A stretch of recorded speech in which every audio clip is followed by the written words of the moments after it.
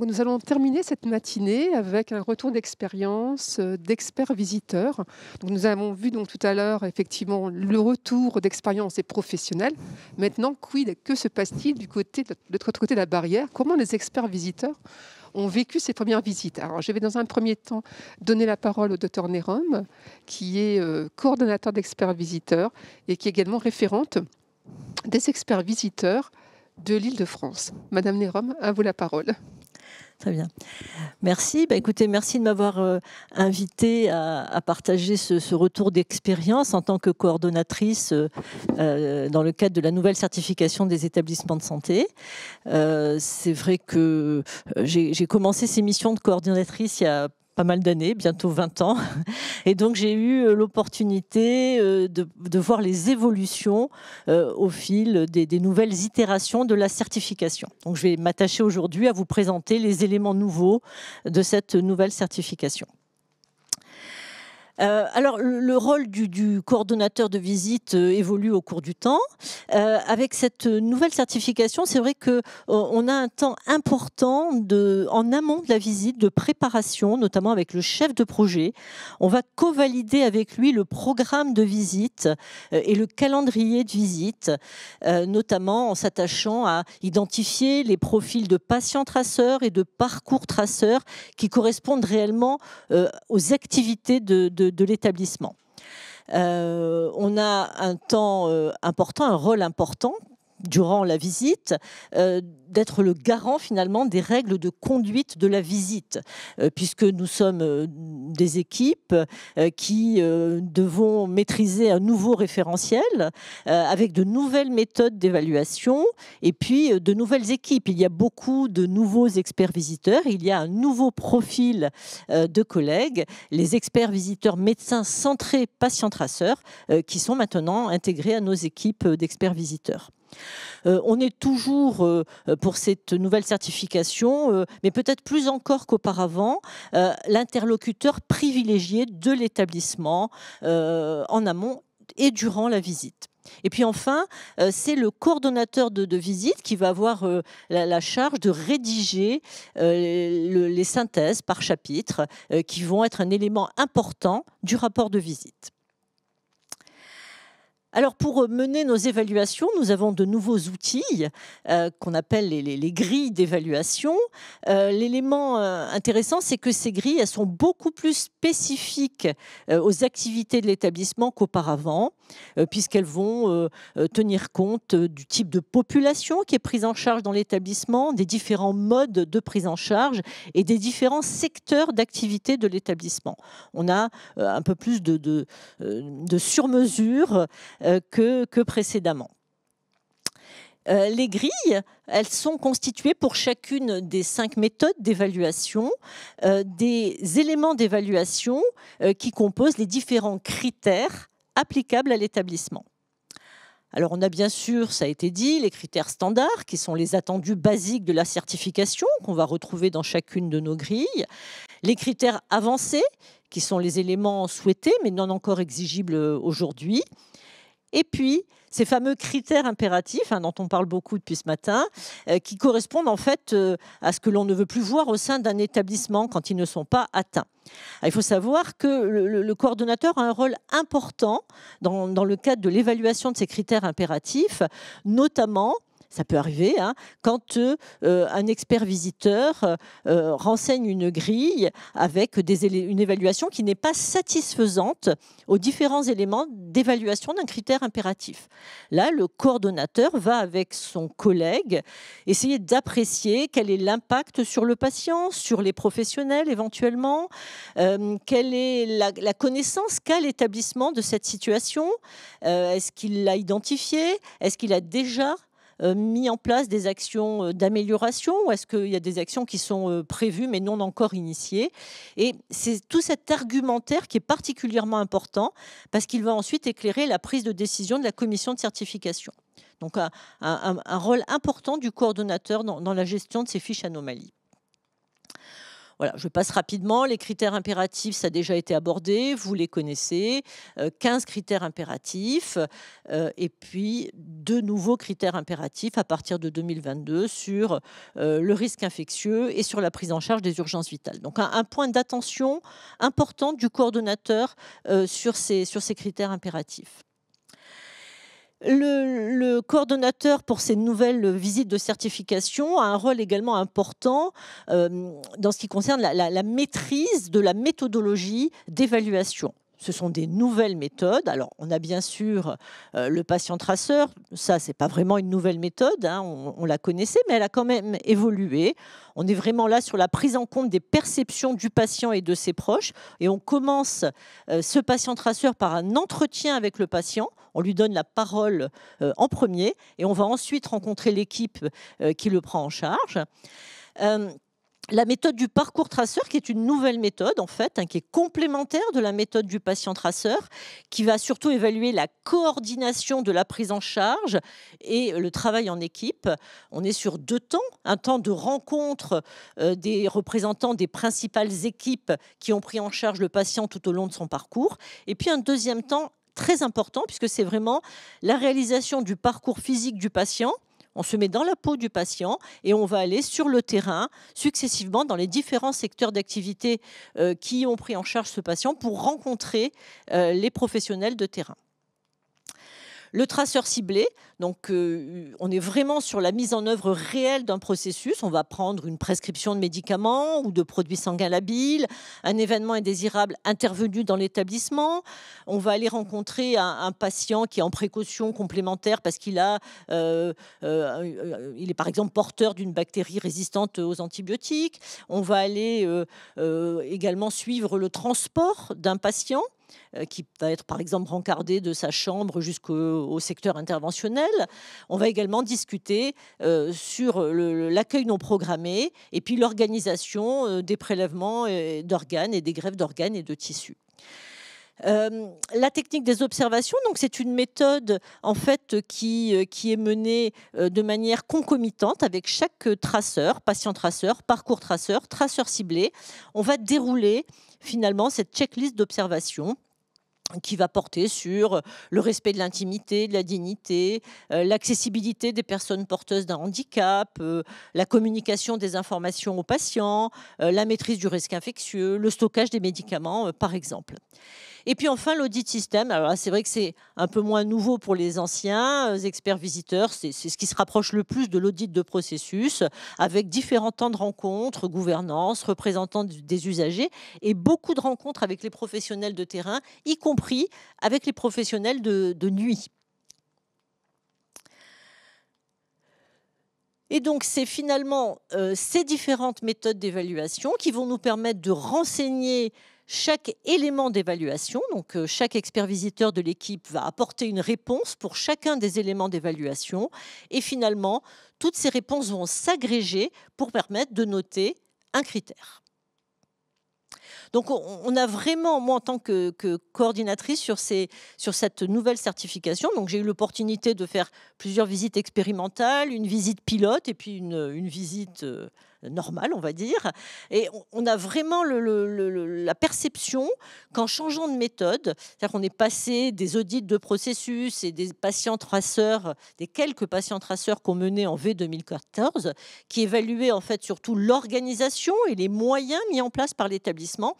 On est vraiment beaucoup plus sur le terrain aujourd'hui. On est beaucoup plus près des résultats pour le patient, avec ses différents traceurs, cet audit système avec ses rencontres de terrain, et puis cette méthode des observations qui est menée pratiquement tout au long de la visite.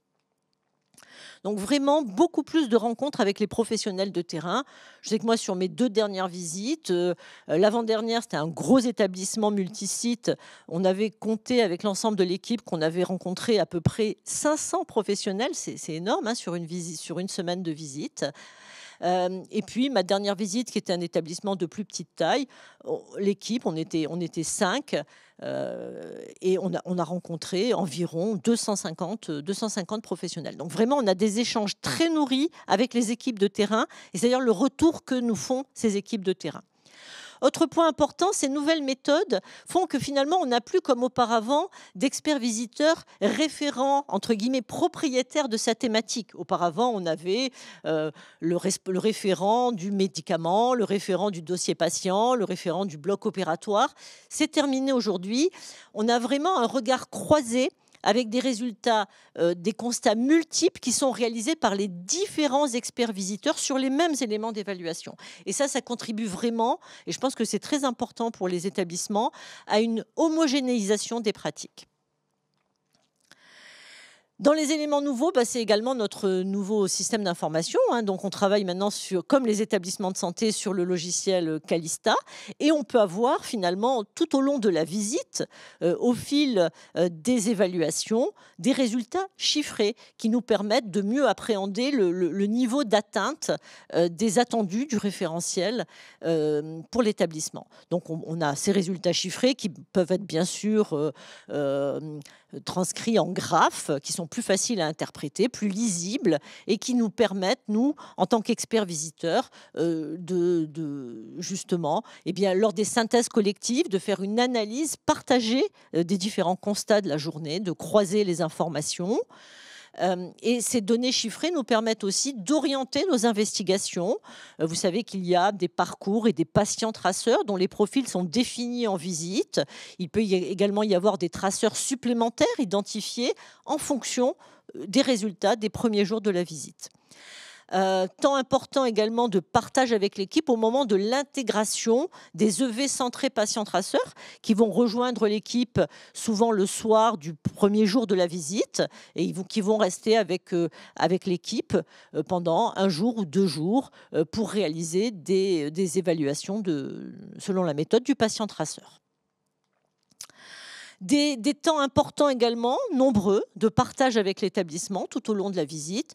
La réunion d'ouverture, bien sûr, où on présente les objectifs, on présente les nouveaux éléments, notamment les nouvelles méthodes rapidement.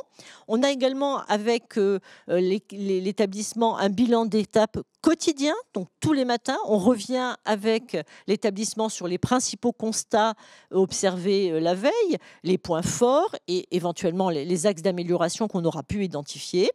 On a également chaque jour ce qu'on appelle une réunion de calage qui nous permet de bien identifier les secteurs qui vont être visités, de savoir quels sont les patients présents dans les services où vont être réalisés les patients traceurs. Et puis, en fin de visite, le bilan de fin de visite. On fait une restitution, un bilan à chaud de tous les constats avec des données chiffrées et des graphes qu'on présente à la gouvernance. Et puis enfin, une restitution plénière pour l'ensemble de l'établissement. Donc, beaucoup de temps d'échange avec les professionnels de terrain et également avec la gouvernance de l'établissement. Et puis enfin, après la visite, un temps de travail important pour le coordonnateur qui va bien sûr vérifier la cohérence de tous les résultats obtenus, qui va finaliser, s'il y en a, des fiches anomalies sur les critères impératifs, qui va, comme on le disait tout à l'heure, évaluer l'impact et les actions, la dynamique d'amélioration que pourra avoir l'établissement. Et puis enfin, un temps de rédaction des synthèses par chapitre. C'est-à-dire que le rapport de visite va comporter, au-delà des résultats chiffrés, un écrit pour chacun des 3 chapitres du référentiel qui va illustrer finalement ces résultats, les très bons résultats avec des points très positifs, et puis quand il y en a, les axes d'amélioration qui va expliquer finalement ce qui a justifié parfois un moins bon résultat au moment de l'évaluation. Et puis donc finalement, c'est l'ensemble de ces éléments, les résultats chiffrés, les synthèses, les observations que l'établissement pourra formuler à la réception du rapport, qui vont éclairer la commission de certification et qui vont ensuite permettre à cette commission de formuler sa décision. Alors là, c'était le retour du coordonnateur, mais je suis aussi professionnel de terrain, je suis praticien hospitalier dans un hôpital pas très loin d'ici, en fait. Et le retour d'expérience, parce que finalement, quand on est expert visiteur, on est aussi là pour apporter des choses à son établissement.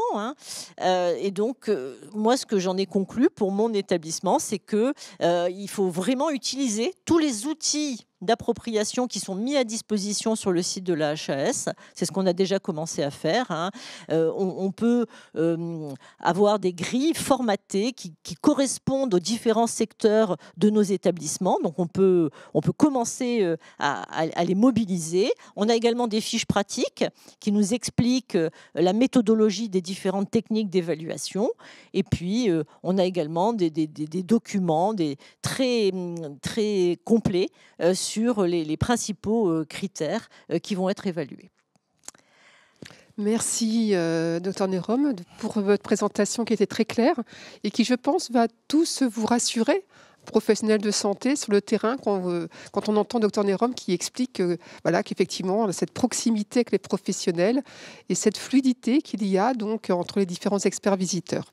Je vais passer maintenant la parole au professeur Guidé, qu'on va retrouver en visio et qui est chef de service de médecine intensive réanimation à l'hôpital Saint-Antoine et qui est un expert visiteur centré sur les patients traceurs, donc un peu la nouveauté de cette nouvelle certification. Professeur Guidé, je vous laisse la parole. Merci beaucoup. Est-ce que vous voyez mon écran avec, Oui, tout à fait, merci. On voit votre diapo. Écoutez, donc c'est un topo assez court en complément de ce qui a été présenté. Il se trouve qu'on a fait une visite ensemble avec Madame Néron, donc on est complètement en phase. Donc moi, je vais vous parler de patients traceurs et de l'expérience que j'en ai et pourquoi je me suis engagé dans cette aventure qui, avec un peu de recul, maintenant me paraît complètement pertinente, avec une approche qui a du sens pour des soignants. Donc, pour certains d'entre vous, si vous envisagez de vous former et de devenir médecin patient-traceur, voilà un peu les règles. Il y a un engagement à conduire 4 visites avec au moins une journée de patient-traceur par visite.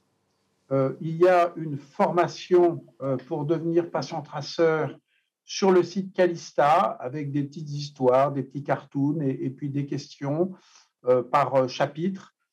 C'est assez ludique et on peut le faire sur plusieurs jours, évidemment. Et puis, il y a une formation en présentiel qui est beaucoup sur comment il faut se comporter au moment de la visite et au moment des entretiens patient-traceur. Et puis ensuite, le médecin patient-traceur est validé sur Calista quand il a des notes suffisantes à chacun de ces chapitres.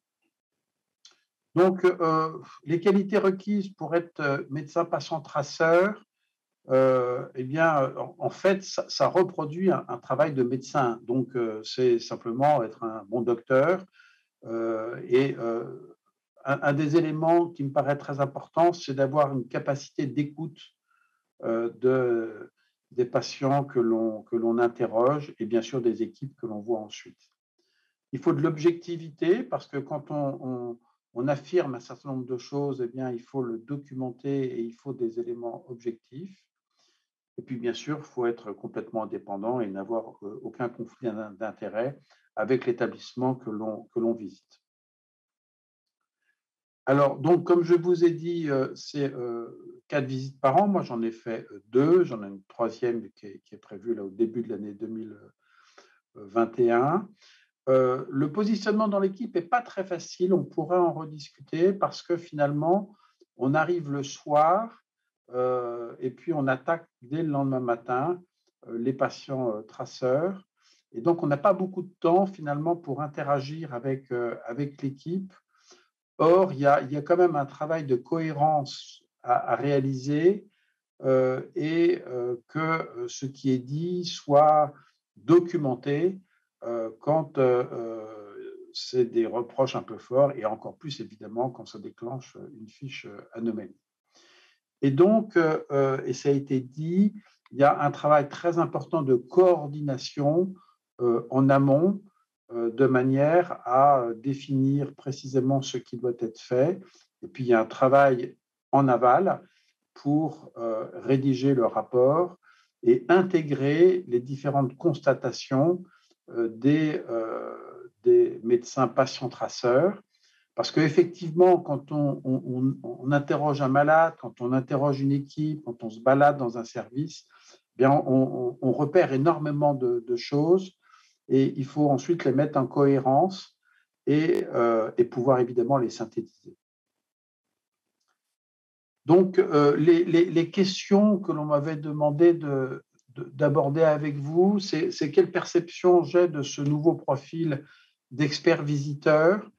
Ben, moi, j'ai une perception qui me cause bien, c'est-à-dire c'est intégré à la pratique, c'est pas du tout artificiel. C'est-à-dire qu'on va interroger une personne âgée, on va lui demander ben, comment vous avez été accueilli, comment on gère vos médicaments, comment on vous aide pour la toilette, enfin, etc. Donc, c'est vraiment des questions qui sont des questions qui ont du sens pour les soignants et qui, bien sûr, ont du sens pour les patients.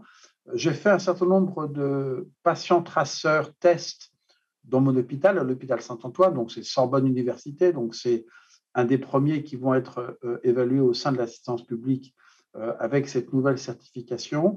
Et j'ai été accompagné de représentants des usagers. Et c'était très intéressant d'ailleurs d'avoir leur vision sur la façon d'aborder les patients et de repérer ou de mettre en exergue un certain nombre de points ou de témoignages des patients sur lesquels moi, éventuellement, j'étais passé un peu plus vite. Donc, le premier message, c'est que ça a du sens et donc, ce n'est pas artificiel. Le deuxième élément, c'est qu'au-delà du malade que l'on interroge, eh bien, on interroge l'équipe soignante. Moi, sur à la fois les patients traceurs que j'ai faits dans le cadre de visites HAS, mais dans les visites à blanc que j'ai réalisées à l'hôpital Saint-Antoine, les équipes soignantes, d'une part, étaient très présentes, parfois avec 5-6 personnes, et avec une écoute et une vraie attente sur ben, qu'est-ce qu'on fait de bien, qu'est-ce qu'on fait de pas de bien, comment est-ce qu'on peut s'améliorer, est-ce que vous pouvez vraiment nous mettre, nous identifier les points à problème. Je peux vous donner quelques exemples.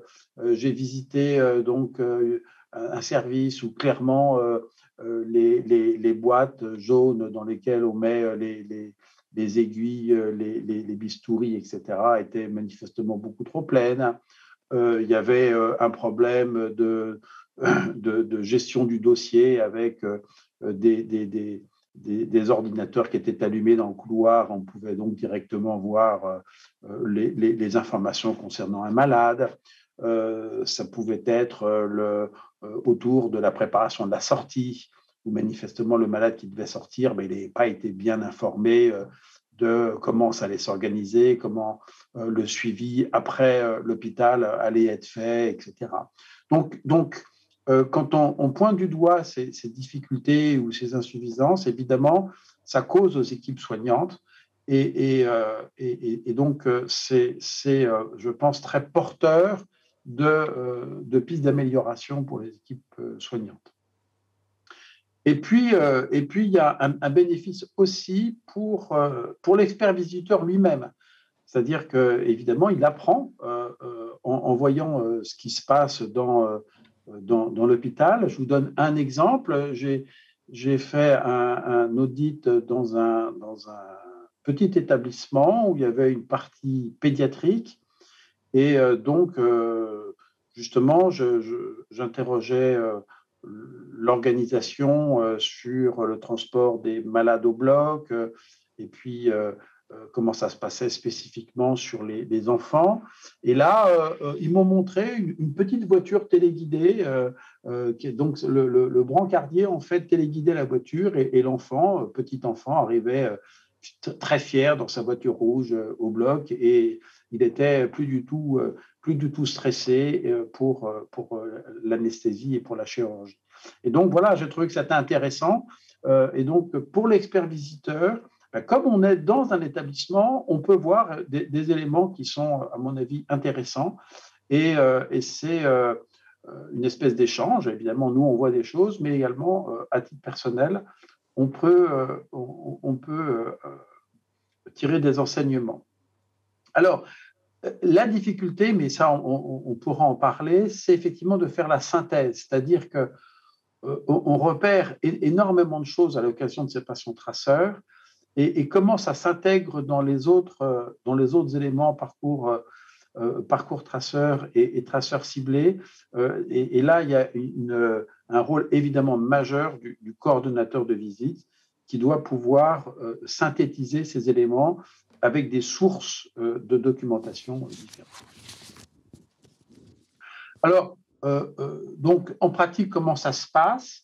Eh bien, il y a une interrogation qui est faite pour connaître un peu le recrutement de l'établissement. Les patients traceurs ne sont pas tirés au sort. C'est des pathologies qui sont fréquentes. C'est des malades qui sont susceptibles d'être présents. Parce qu'évidemment, si on tape dans une maladie rare, ben, le jour de l'audit, il peut ne pas y avoir de malade qui correspond à ces critères. Donc, il y a environ 80% des patients traceurs qui sont prédéterminés. Donc ça, c'est ce travail préalable qui vous a été expliqué par Madame Néron sur les patients traceurs qui devront être investigués. Et puis, on peut rajouter quelques patients lors de la visite quand clairement, il y a un secteur qui n'a pas été investigué ou éventuellement parce qu'on a repéré qu'il pouvait y avoir une difficulté dans un service. Alors, dans les patients traceurs, donc c'est des pathologies fréquentes. Et deuxièmement, il faut couvrir évidemment tout le spectre du recrutement de l'hôpital. Donc, s'il y a un secteur de pédiatrie, ben, il faut qu'il y ait des enfants. Il faut qu'il y ait des admissions programmées et des admissions urgentes. Et puis, il faut avoir des malades avec des marqueurs de précarité sociale parce que ça va interroger la couverture par les assistantes sociales, des différents éléments de prise en charge sociale et puis évidemment d'organisation de la sortie. Donc, les malades qui sont investigués avec cette méthode patient-traceur, ils ne sont pas tirés au sort, ils tiennent compte du recrutement de l'hôpital.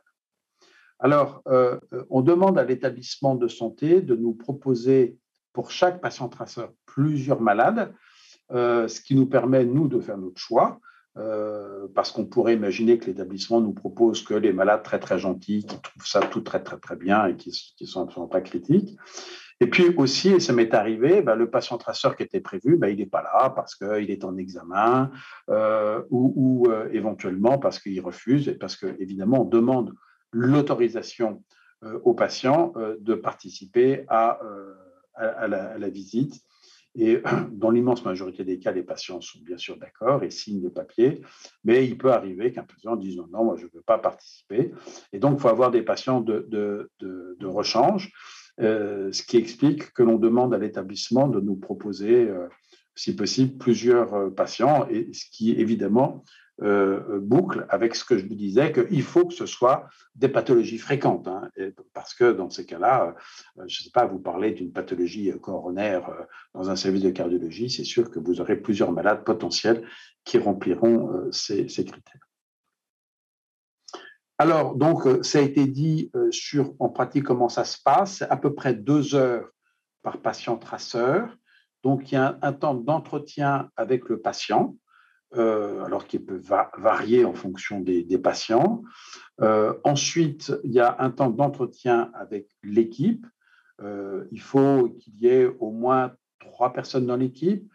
Après, le lieu de cet entretien avec l'équipe, ça dépend beaucoup de l'organisation, mais dans le poste de soins, par exemple, c'est pas mal, je trouve. Et à cette occasion-là, on voit un peu comment le poste de soins est organisé.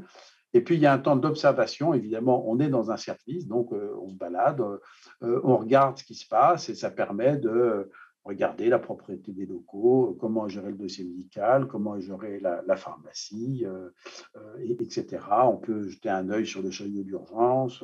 Voilà. Et donc, c'est ces 3 temps qui sont un peu intriqués pour certains d'entre eux, mais qui sont quand même relativement relativement séquencé, d'abord le patient, puis l'équipe, et puis après du temps d'observation. Et à l'issue du patient traceur, on remplit une grille. Et donc, c'est une grille qui est prédéterminée, qui est téléchargée sur Cadista. Et à l'issue de cette grille, on peut rédiger un certain nombre de commentaires qui sont, je pense, très utiles pour la coordinatrice ou le coordinateur, parce qu'il y a des choses qu'on ne peut pas faire entrer dans la grille et qu'on a observées et qu'il est utile de pouvoir rapporter. Alors, les difficultés et les points de vigilance, il faut poser des questions ouvertes, parce que sinon, on a des réponses de type oui-non qui sont assez pauvres. Il faut plutôt poser des questions sur comment on vous a accueilli, qu'est-ce qu'on vous a expliqué, enfin, etc. Donc, des questions qui permettent effectivement aux malades de s'exprimer. Alors, moi, je suis peut-être pas très à l'aise avec l'informatique, je tape pas très vite, mais je suis très gêné par le fait de remplir la grille en temps réel. Je trouve que ça crée un écran entre le médecin, patient traceur et le malade. On est dans une relation médecin-malade, hein, d'une certaine façon. Et c'est vrai que si on remplit les cases en même temps, je trouve qu'on perd en naturel, on perd en empathie. Et donc, moi, je prends éventuellement des notes, je remplis ma grille après, mais pas pendant. Pendant cet entretien, évidemment, pas de jugement de valeur, hein, pas de comparaison du style ils font comme ça l'établissement, mais moi, chez moi, on fait différemment, évidemment, pas d'ingérence. Hein, on n'est pas du tout là pour donner des leçons. Et enfin, il y a quelques éléments de la grille qui, quand ils sont remplis comme étant insuffisants, vont déclencher une fiche anomalie. Par exemple, vous avez constaté que dans un service, il n'évaluait pas la douleur, qu'il n'avait pas de protocole douleur, que quand le malade avait mal, eh bien, on ne lui donnait pas d'antalgique. Eh bien, quand vous dites ça, ça déclenche l'ouverture d'une fiche anomalie et il faut évidemment détailler, mais c'est prévu, pourquoi il y a un problème sur cet élément. Alors, les facteurs facilitants de la démarche, c'est très similaire à ce qu'on fait en clinique. Hein. Moi, je suis réanimateur, mais il y a quelques malades quand même qui ne sont pas endormis ou dans le coma et donc avec lesquels on échange. Donc, voilà, puis quand ils vont mieux, on échange. C'est une approche intégrative, c'est-à-dire qu'on voit le malade et on va l'interroger réellement sur les différents points. Je ne vais pas reprendre tous les éléments de la grille, mais ce n'est pas artificiel. Et puis, il faut rédiger des commentaires, comme j'ai dit, en bas de grille, de manière à documenter un certain nombre d'observations qui n'apparaissent pas clairement dans la grille, ce qui est un peu binaire, quoi. Voilà. Donc, voilà ce que je voulais vous dire. Moi, j'aime bien cette démarche. J'ai beaucoup plaidé auprès de la Haute Autorité de Santé pour qu'elle soit vraiment très centrée sur les patients. Et donc, elle a du sens et elle est très enrichissante. Voilà. Et donc, je pense que si certains d'entre vous, vous êtes médecins, si vous voulez vous engager dans cette démarche, eh bien, bienvenue au club. Merci. Merci à vous, professeur Guidé, pour ce témoignage, d'abord de la mission, de la nouvelle fonction de médecin-patient-traceur, et également, effectivement, de la façon dont vous avez conduit ces premières démarches. Je remercie nos deux invités sur ce retour d'expérience, et je vous souhaite une belle pause, un bon appétit, et nous vous retrouvons tout à l'heure à 14h pour la suite de notre programme. Merci à vous. Et n'oubliez pas de répondre à notre petite question du sondage de cette matinée. À tout à l'heure. Au revoir.